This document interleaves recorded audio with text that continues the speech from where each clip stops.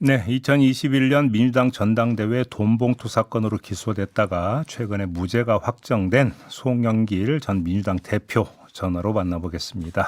나와 계시죠? 네, 안녕하십니까? 네. 검찰의 상고 포기로 무죄가 확정이 됐는데요. 소감이 좀 어떠십니까? 3년의 긴 세월이었습니다. 여러 가지 만감이 교차합니다. 그래요. 네. 근데 지금 2심에서 무죄 판결이 내려진 이유가 뭐냐면 검찰이 제시한 증거가 위법하게 수집된 것이다라고 하는 게 이제 주요한 그 근거가 됐었는데요. 이 얘기는 결국 검찰이 위법 행위를 했다라는 것인데 이것에 대처할 생각은 갖고 계십니까 혹시? 네, 이제 형사 보상 청구부터 들어가고 준비를 하고 있습니다. 그리고 아시다시피 이성만 의원 그 돈봉투 사건이 대법에서 무죄로 확정 판결이 먼저 난 거 아닙니까? 그렇죠, 그렇죠. 그러니까 상고를 할 수도 없게 된 상황이죠, 사실상. 그리고 이제 목사님 거는 실체적 판결이 확실히 정리가 돼서 네.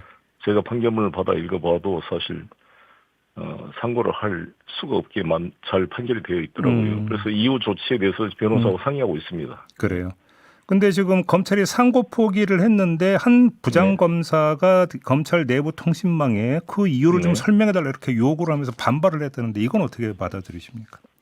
뭐 항상 그런 검사들이 있지 않습니까? 저는 검찰한테 묻고 싶습니다. 네. 정말 그래도 한 민주당의 대표를 했던 사람을 이렇게 위법 수입 선고로 3년 동안 329일을 구속시키고 대법원 판결까지 확정돼서 위수준으로 명백히 판결한 사건을 가지고 반성은 그냥 이렇게 잔인하게 국민을 공격하는 것이 옳은 일입니까? 가슴에 손을 얹고 검찰의 반성을 촉구하는 바입니다. 그 조금 전에 그 대표님께서 이성만 의원의 대법원 무죄 판결을 잠깐 말씀을 주셨는데 나경원 국민의힘 의원이 이정근 녹취록과 수많은 증언 계좌 대역이라는 실체적 진실이 눈앞에 있다라고 주장을 했는데 그럼 이것도 말이 안 되는 것이다 이렇게 평가를 하시는 거고요. 말씀한 대로 이정근의 3만 개 녹음 파일 자체가 위법 수집 증거이기도 하지만 그 증거 내용 어디에도 저 송영길의 목소리가 하나도 녹음된 게 없습니다. 그리고 윤관석 의원이나 강내구 이정근까지 상호 토의한 내용이 녹취록에 보도됐지만 거기에서 송영길 후보가 직접 지시했거나 이걸 참여했거나 공모했다는 내용이 하나도 안 나옵니다. 심지어 법정에서 이정근 씨가 증언에 나와가지고 저한테 아주 악의적인 증언을 했습니다. 검찰 측 입장에서.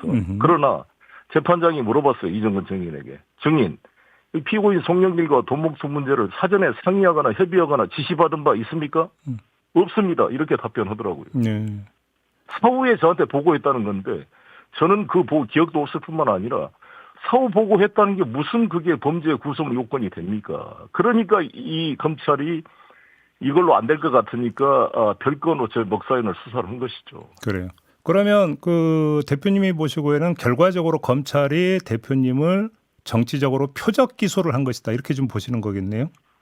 왜 그렇게 제가 주장하냐면 이정근이 주요한 저한테 돈봉투 사건의 공모자 아닙니까? 우리 국민들이 다 그렇게 알고 있잖아요. 송영길과 이정근이 공모한 것으로 알고 있잖아요. 실제 저희 공소 사실도 그런데 지금까지 이정근 씨를 기소를 안 하고 있습니다. 이거를 국민들이 납득할 수 있겠습니까? 이게 송영길을 표적으로 한 거 아닙니까? 그럼 왜 검찰이 목사의 사건이든 모든 공범들은 기소가 안 됐어요. 저만 기소가 됐습니다. 왜 대표님을 표적으로 삼았을까요? 그 정치적 이유가 뭘까요? 제가 민주당 대표였고 이재명 대표를 지키기 위해서 계양군을 몰려주고 왔다. 이런 게 미우털이 바뀌었겠죠. 그리고 제가 윤석열을 공개 고발했잖아요. 왜 이재명 후보는 선거법 위반으로 기소하면서 그렇게 장모가 남한테 10원 한 장 손에 끼친 바 없다. 도이치모터스 등의 허위사실 유포를 한 윤석열을 기소하지 않는가. 제가 공개 고발장을 접수했습니다. 바로 그 다음 날 제 주변 100여 군데가 압수수색이 시작됐습니다.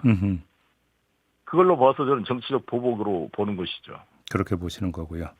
알겠습니다. 아무튼 이렇게 이제 결론이 났고 사법적으로는 결론이 났고 이제 정치적인 측면에 대한 좀 질문을 드려야 될 것 같은데요. 복당 신청을 했습니다. 아직 결정이 안 나왔나요?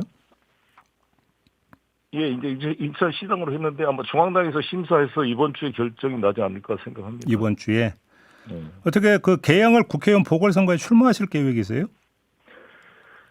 저는 국회로 돌아간다는 입장을 밝히고 있고요. 예. 제가 아직 복당이 안 돼 있는 상태에서 어디 출마한다를 지금 말할 단계가 아니기 때문에 제가 복당이 승인되면 정청래 대표님이나 지도부를 만나 상의를 하겠습니다. 그래요? 근데 지금 이사는 그쪽으로 하신 건 맞죠, 대표님? 그렇습니다. 제가 원래 살던 계양구 병방동 영남 아파트인데 제가 우스갯소리로 예. 영길이와 남영신의 아파트다 그래서 제가 거의 정이 들었던 곳으로 다시 왔습니다. 근데 주소를 걸로 옮겼다는 건 거기 출마할 생각이다라고 봐야 되는 거 아닌가요? 일단 제가 인천으로 온 거죠. 제 정치적 고향으로 돌아온 거죠. 고향으로 돌아오는데 제가 살던 곳으로 가야지 어디로 가겠습니다. 그래요? 그 사실 그 청와대 김남준 대변인이 여기에 출마할 거라는 얘기가 이제 언론 보도 되게 많이 탔었는데 혹시 네. 김남준 대변인하고 혹시 관련 이야기 나눠보신 적 있으십니까?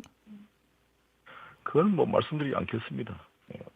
노영희 변호사가 한 그 라디오 방송에 나가서 지난주 금요일에 저녁에 비공식적으로 둘이 만났다라고 이야기를 했다던데요. 혹시 확인해 주실 수 있을까요? 그냥 말씀드린 대로 별로 그런 말씀드리기가 그렇고요. 네. 어찌됐건 저는 이제 이런 말씀을 드리고 있는데 이재명 대통령께서 정치는 정치인이 하는 것 같지만 국민이 하는 것입니다. 예. 라는 것이고 예. 국회의원은 임명직이 아니라 국민이 뽑는 헌법기관입니다. 정청래 당대표께서 당원이 주인되는 당을 더 강화시키겠다고 1인 1표제까지 도입하셨습니다. 네네네. 따라서 계양구든 뭐든 국회의원 후보자를 결정하는 것은 그 지역의 당원과 국민이 결정하는 것이다. 이 원칙을 말씀드리겠습니다. 알겠습니다. 그럼 뭐 출마 여부와는 또 다른 그 측면에서 이제 복당 신청을 하셨고 복당이 결정이 되면 네. 당내 역할을 어떻게 설정하고 계세요, 대표님은?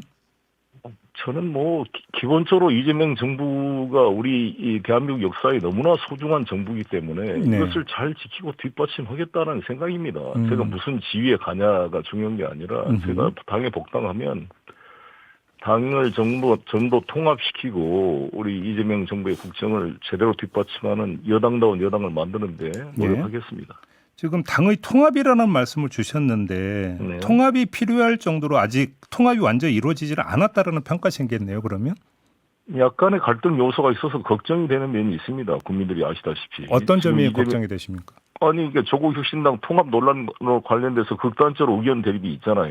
예, 그 배경이 뭐라고 보세요? 절차상의 문제로 서로 양해를 하고 봉합해서 이것을 이제 해 가야 되는데 이게 상당히 좀 감정적으로 좀 이 애각화되는 면이 있어서 이것을 잘 메꿔야 된다 이렇게 생각을 합니다.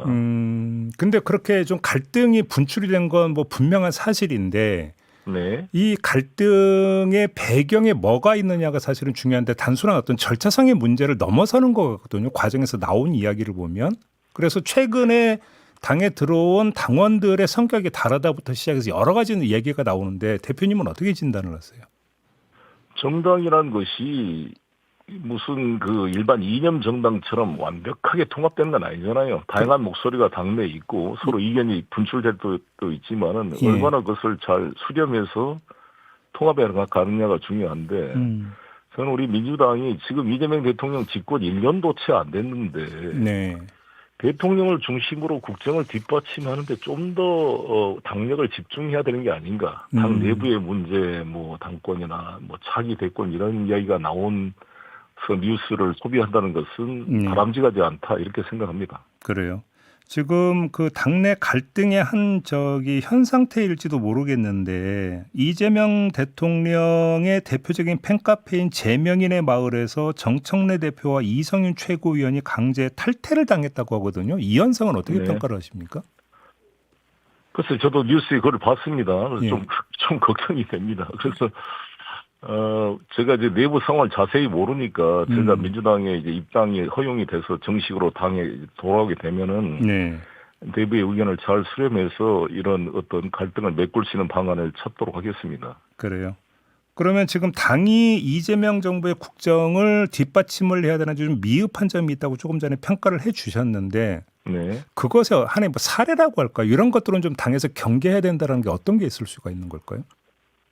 가장 논란이 됐던 게 그거잖아요. 우리가 코스피 주가가 5천을 돌파했다는 것은 정말 큰 의미가 있는 것 아닙니까? 그리고 또 이진관 판사님이 한덕수의 내란범을 인정하고 23년이라는 중형을 세우면서 아주 중요한 판결 이유를 설치를 하셨고 또 대통령님의 그런 기자회견이 있었습니다. 좀 그때요. 그 세 가지 중요한 사건을 민주당이 잘 풀어 해석해서 이 의미를 재해석하고 주가 5천의 의미, 이진관 판사의 판결의 의미, 이재명 대통령의 기자회견의 의미를 다시 한번 당이 소화해서 정리하는 시간적인 좀 여유가 필요했는데 너무 이제 합당 문제가 급히 나오는 바람에 뉴스에 이게 섞여버린 아쉬움이 있다는 점을 이야기하는 거죠. 그런데 지금 대표님이 그렇게 지적을 하시면 그 지적의 그 종착점은 정청래 대표 쪽으로 가는 것 같은데요.